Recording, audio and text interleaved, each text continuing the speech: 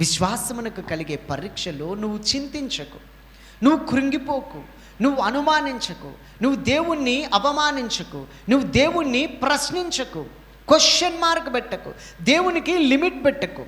ఈ మధ్యన కొందరు అంటుంటే విన్నాను, దేవుడు అందరికీ చేస్తాడేమో కానీ నాకెందుకో చేయడు.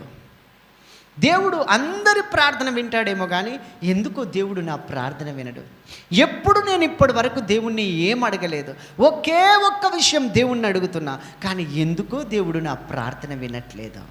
ఎందుకో దేవుడు నన్ను పక్కన పెట్టేసినాడు, ఎందుకో దేవుడు నన్ను చూసి చూడనట్టే ఉంటున్నాడు, ఎందుకో దేవుడు నన్ను ఇష్టపడట్లేదు. హల్లెలూయా, దేవునికి మహిమ కలుగునుగాక.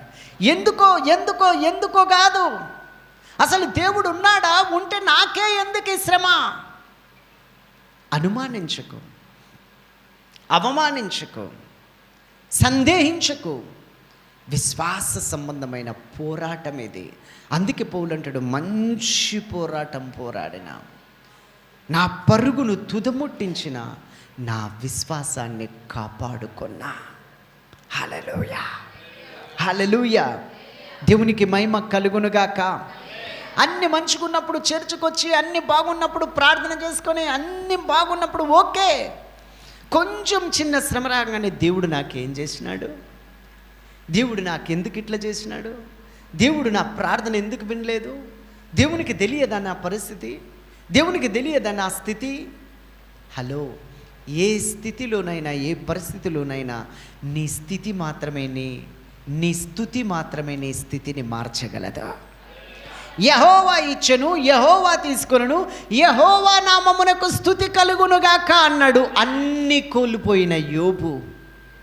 హల్లెలూయా, ఆయనే ఇచ్చినాడు, ఆయనే తీసుకున్నాడు, ఆయన నామమునకే స్తుతి కలుగునుగాక అన్నాడు. ఏమున్నా లేకున్నా, ఎవరున్నా రాకున్నా, హల్లెలూయా, అడిగింది నువ్వు పొందకపోయినా, అనుకున్న టైంకి నీకు అందకపోయినా, అందరూ నిన్ను వెలివేసిన, అందరూ నిన్ను త్రోసేసిన, అందరూ నిన్ను అనుమానించిన, అవమానించిన, అందరికీ నువ్వు అడ్డుగా మారిన, డోంట్ వరీ. హల్లెలూయా, నిన్ను ఆదుకునే సహాయకుడు ఒకరున్నారు, నిన్ను ఆదరించే దేవుడు ఒకరున్నారు, నిన్ను చూస్తున్న తండ్రి ఒకరున్నారు, నీకు సహాయం చేసే ఒక గొప్ప నాథుడు ఒకరున్నారు. హల్లెలూయా, ఆయన మంచి స్నేహితుడు, ఆయన ఎప్పుడు నీతో ఉంటాడు. ఆయన పేరు నజరేయుడైన యేసుక్రీస్తు. హల్లెలూయా, నమ్ము. నువ్వు నమ్మినేడలా దేవుని కార్యం చూస్తావు, దేవుని మహిమను చూస్తావు. అబ్రాహాం చూసినాడు, ఇప్పుడు నువ్వు దేవునికి భయపడవాడవని నాకు తెలిసింది అని అంటాడు.